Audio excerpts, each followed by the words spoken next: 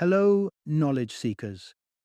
In this episode of 20-Minute Books, we delve into The Alchemy of Us by Ainissa Ramirez, a captivating exploration of the intersection between humanity and technology. This illuminating work uncovers the transformative impact of inventions that have shaped our daily lives and the very fabric of society. From the relentless ticking of clocks that redefined our perception of time to the molten threads of glass that connect us across continents, Ramirez reveals how materials and their ensuing technologies have molded the human experience. As a distinguished materials scientist and an acclaimed science communicator, Ramirez draws from her expertise to weave a narrative that is as educational as it is fascinating. Her writing credits span esteemed publications such as Time, Scientific American, The American Scientist, and Forbes, and she is a familiar presence on PBS's SciTech Now. Her insightful commentary demonstrates how the manipulation of matter has, in turn, manipulated us, our thoughts, our bodies, and our interactions with the world. The Alchemy of Us is a must-listen for anyone intrigued by the scientific breakthroughs that have charted the course of civilization. Whether you're a technology enthusiast, eager to understand the roots of modern computation, a history aficionado interested in the ingenuity behind our greatest inventions, or simply curious about the ways technology has reconditioned our lives, this book will provide a profound understanding of how deeply intertwined we are with the innovations we often take for granted. Join us as we uncover the alchemical magic that occurs when human creativity meets the elements of the earth, fundamentally altering both in the process.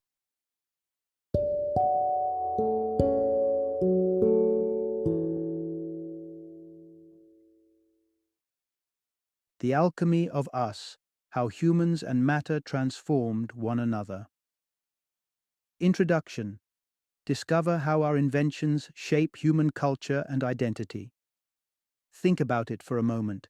From the flame of the first fire to the first chime of a bell, humanity's inventions have forged not just tools for survival, but frameworks for entire cultures.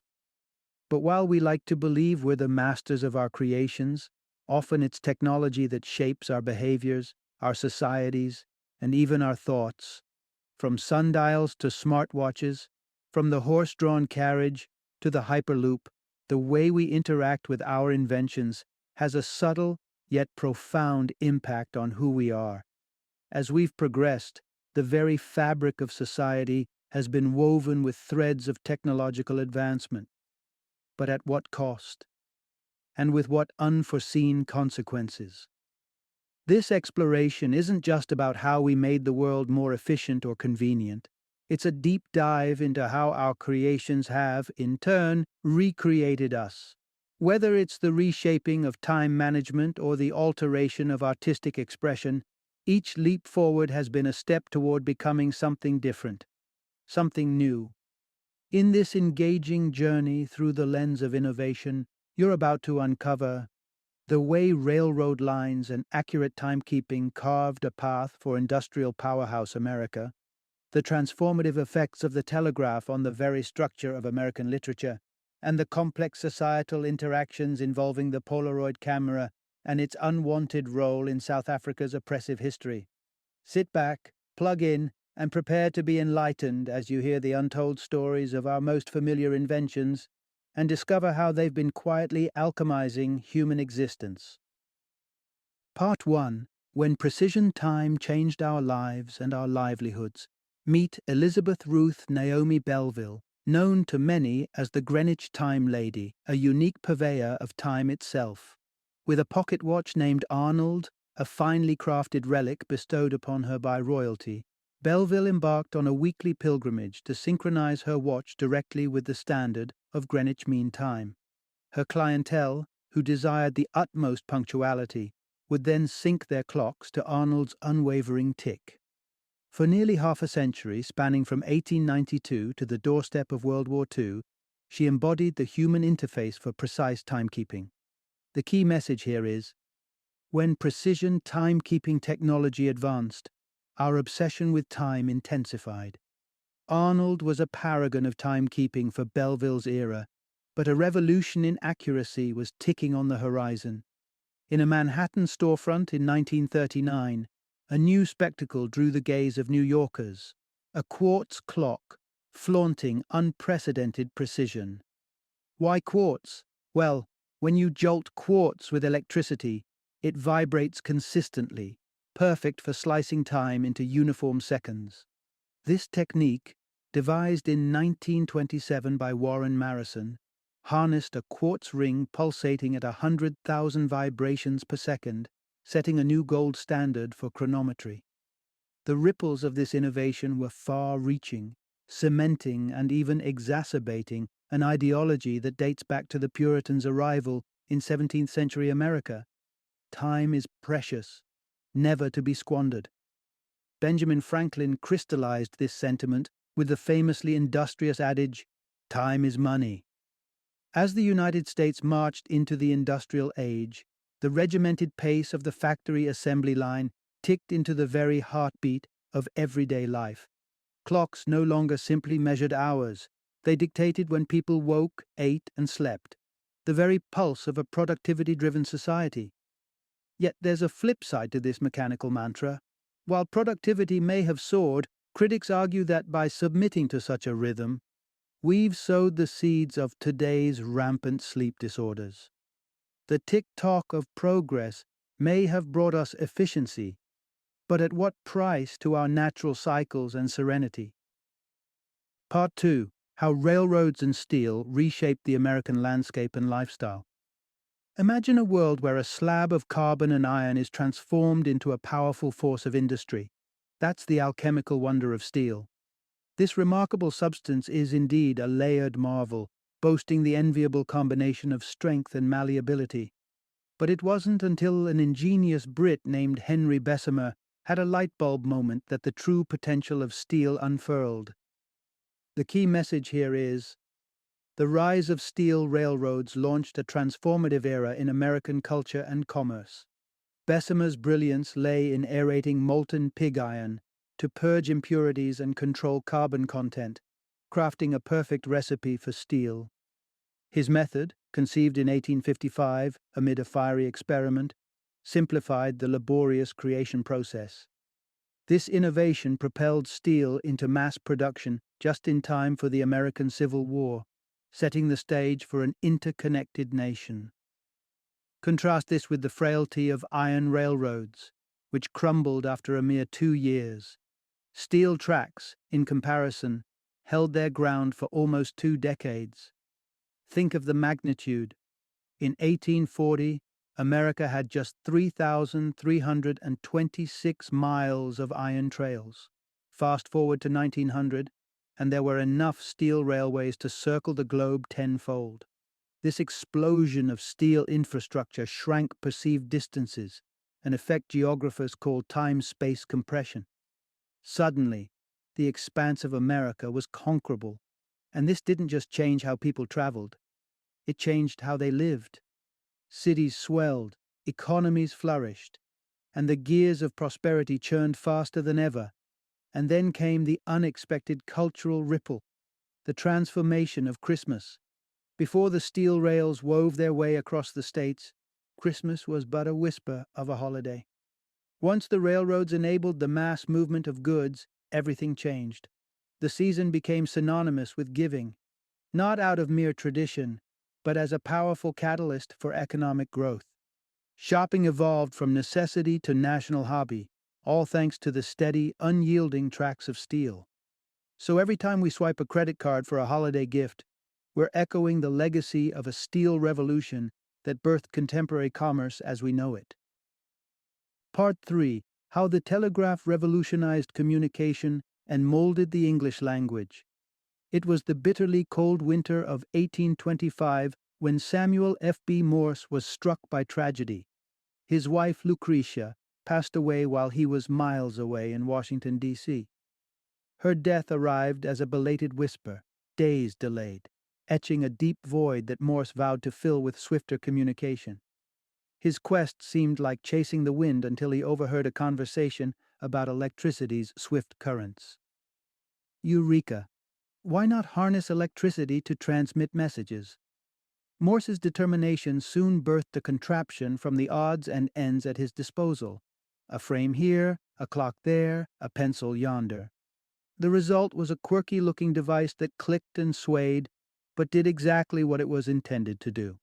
It was the electromagnetic telegraph, sending messages through a series of dots and dashes. The key message here is, telegraph wires revolutionized how we shared news, bonded communities, and even sculpted our language. The telegraph was simple yet elegant.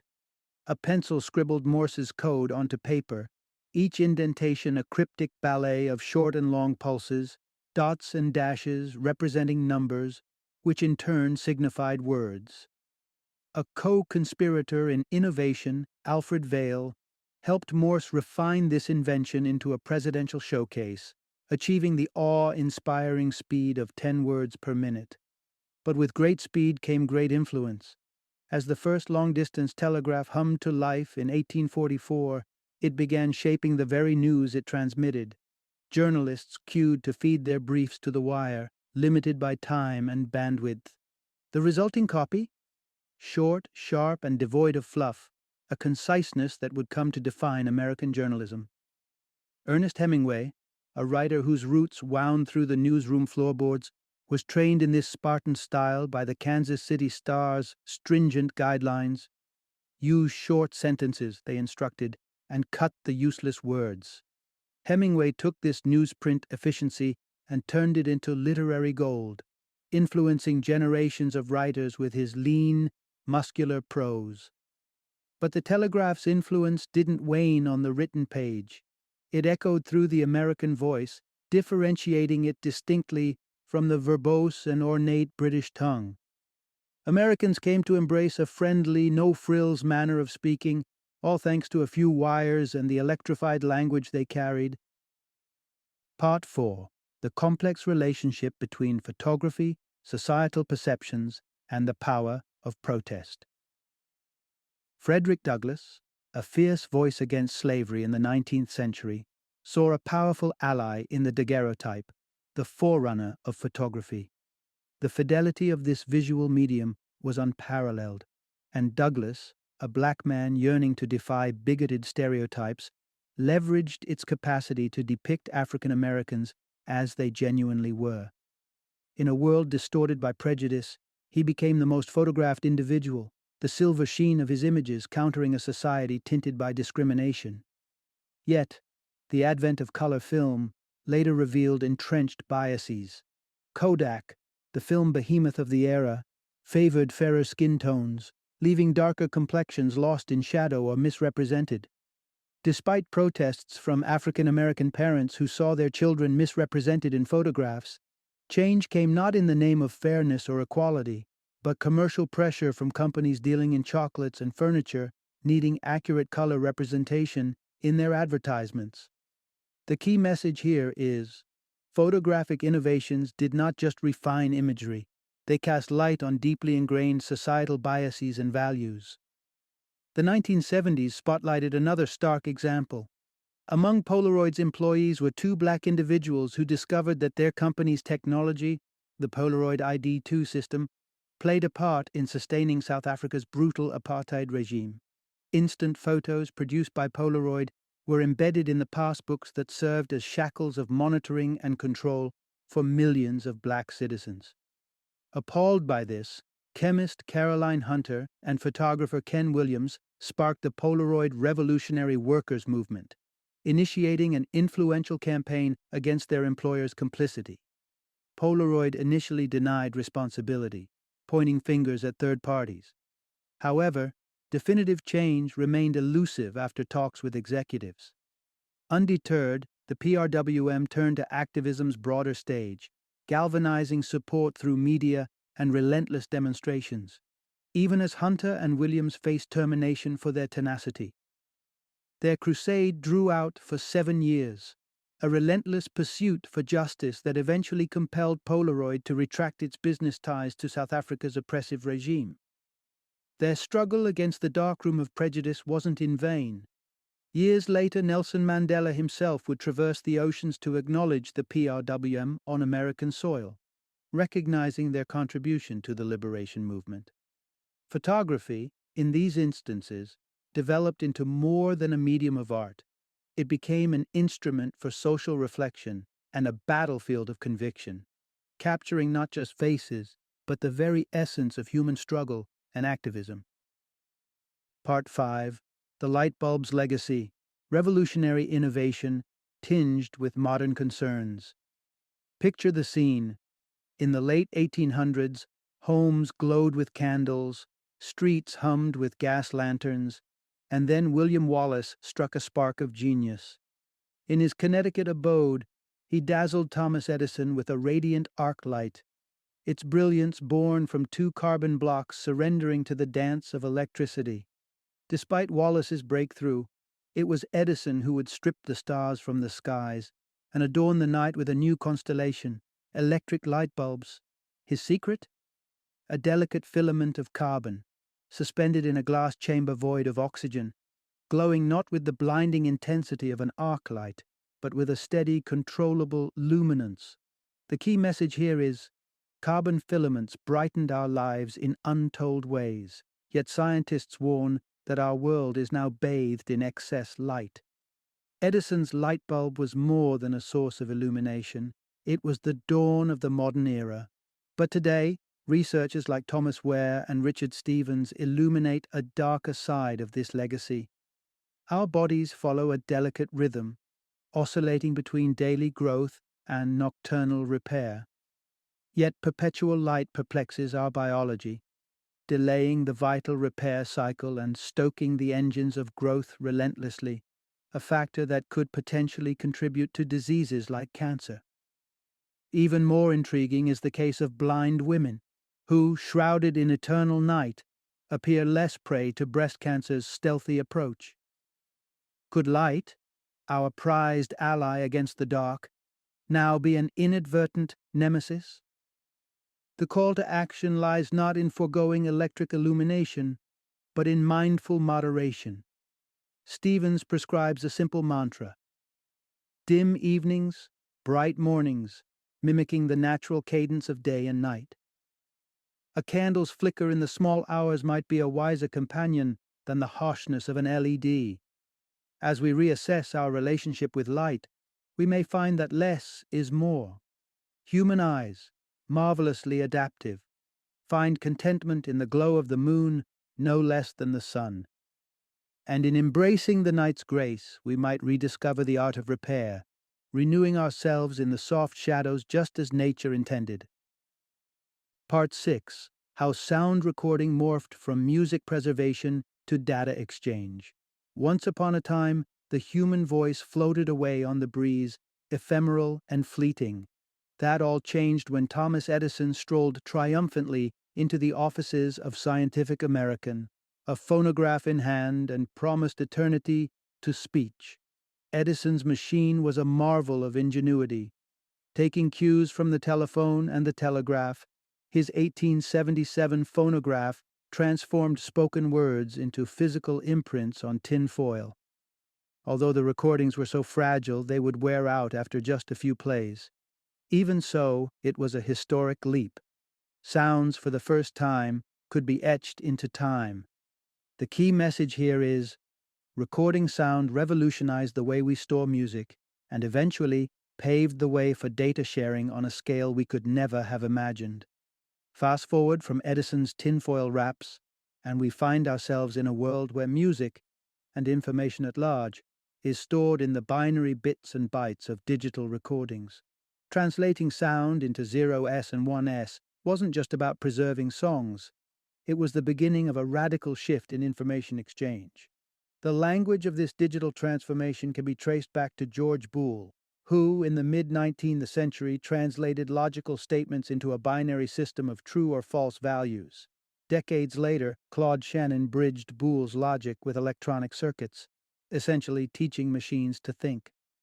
Then came Jacob Hagapian from IBM, who skillfully manipulated magnetic particles to store data.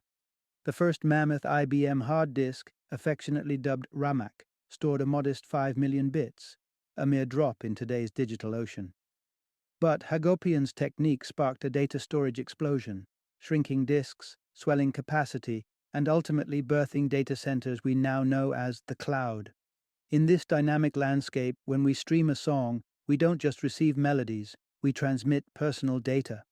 Our tastes, locations, and companions become bytes, traveling to media servers and then out to businesses and advertisers. We're now in a dance of exchange, where the very miniaturization of data that allows us to access the cloud also leaves traces of our lives in its vast expanse. So, as we plug in our earphones and drift away to the rhythms, we're also plugging into a network that listens back, gathering the symphony of our digital interactions. It's a legacy that began with vibrating diaphragms and tinfoil, echoing with the ripples of Edison's dream. Part 7. From Artisanal Craft to Scientific Breakthroughs, the Evolution of Glass. Once upon a time, glassmaking was an enigmatic craft, something of an inherited mystery rather than a precise science.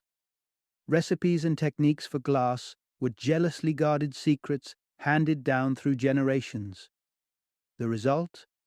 Inconsistent and unpredictable glass that posed a challenge for the inquisitive minds of scientists who needed better materials for their optical tools.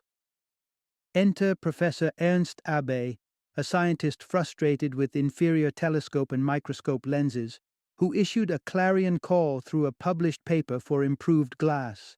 This drew the attention of Otto Schott, a chemist and glassmaker primed to tackle this challenge. Together, they forged a partnership that would catalyze an era of innovation in glassmaking. The key message here is, the advent of scientific glass not only enhanced electronic technologies, but also broadened the scope of our cosmic understanding. At the helm of a fledgling specialized glass company, Schott crafted glass of unparalleled quality, etching the name Jena into the annals of scientific history. For years, German-made glass became indispensable, the lens through which the universe was studied and understood. In the United States, the Corning Glass Works of New York stirred the scientific pot, too. They crafted Nonex glass, robust enough to weather the rigors of railway life, and Pyrex, which found its way into kitchens worldwide. While Jena Glass held the spotlight, America readied itself backstage. Post-World War II, armed with an arsenal of confiscated German patents and imposing tariffs on German imports, the U.S. ushered in its own era of glass excellence.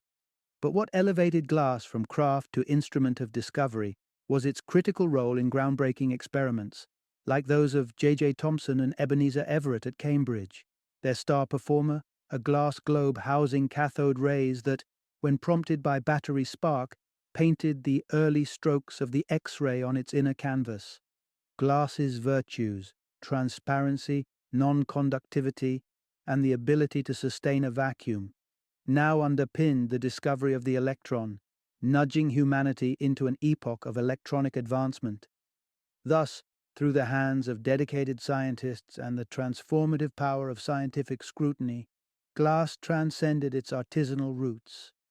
It became the clear, crystalline medium through which we not only viewed the world, but also opened portals to understanding its most fundamental forces. Part 8. The Digital Imprint. How Technology Reshapes Our Minds. Throughout history, humanity's toolkit has continuously evolved, shaping us as much as we've shaped it. The mastery of fire by our ancestors. Homo erectus transformed diets and, ultimately, our biology, triggering the expansion of our brains. Fast forward to the 20th century, and we see the radio tuning our ears to the nuances of sound, while television sharpened our eyes to decode flickers of light. And now, computers and the World Wide Web have simultaneously expanded our cognitive horizons while tethering our focus to the flicker of notifications. The key message here is, our intimacy with computers and the internet is quite literally reprogramming our mental wiring. Today's scholars find themselves at a crossroads, when contemplating the impact of digital life on the human psyche. Some, like neuroscientist David Eagleman, believe the boundless information at our fingertips fast-tracks our intelligence. Critics like Nicholas Carr suggest that the Internet, with its relentless bombardment of data, sabotages our neural pathways designed to traipse through the structured gardens of literature. But one transformation is crystal clear. The Internet is revolutionizing our memory. It's less about stocking our mental shelves and more about bookmarking the location of knowledge in the digital expanse. From poetry to our loved ones' phone numbers, they're stored not in our minds but in the cloud or our devices. This overflowing digital buffet also stirs questions about creativity. Eagleman warns of the irony. While information sprawls as far as the pixels can render, our capacity for creative incubation seems strained. Our working memory, inundated with facts, leaves little room for ideas to germinate. Distractions lurk behind every click and swipe, trapping us in a feedback loop of interruption. As we stand at this frontier, balancing on the nexus of historical innovation, the question looms large. In this era of boundless information, when our depth of thought and creative spirit risks suffocation by ceaseless input, do we prioritize honing the human intellect, or do we surrender to the siren call of ever smarter machines? It's a conundrum that tugs at the core of our collective evolution, challenging us to find harmony between our neural networks and the sprawling silicate webs that gird the globe. Final summary. In the unfolding saga of human ingenuity, it's clear that the dance between our creations and our evolution is an intricate one. The materials and mechanisms that sprout from our minds go on to mold our societies, cultures, and even the very wiring of our brains. Through the precise tick of a quartz clock, the unyielding track of steel railways, the beacon of electric light, or the expansive web of the Internet, we craft a world ever more adept at meeting our needs. Yet, as these innovations race ahead, they also weave new patterns in the human experience. Our technologies don't just lie in silent service, they echo back, influencing our actions, perceptions, and thoughts. As we master the elements, carbon, steel, glass, and abstract concepts like time and data, we unleash forces that subtly, yet surely, redefine our collective human journey. The key lesson here glows unmistakably. Our relationship with technology is reciprocal. As much as we mold it to our desires, it inevitably returns the favor, shaping us in turn. It's a perpetual alchemy of human progress, where we are both the alchemists and the subject of our own grand experiment.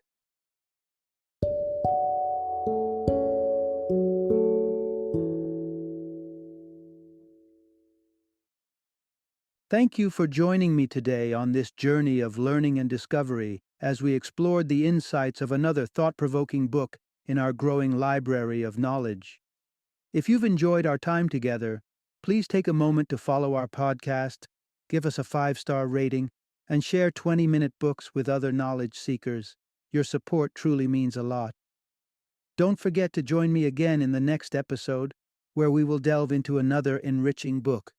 Until then, happy reading and happy listening.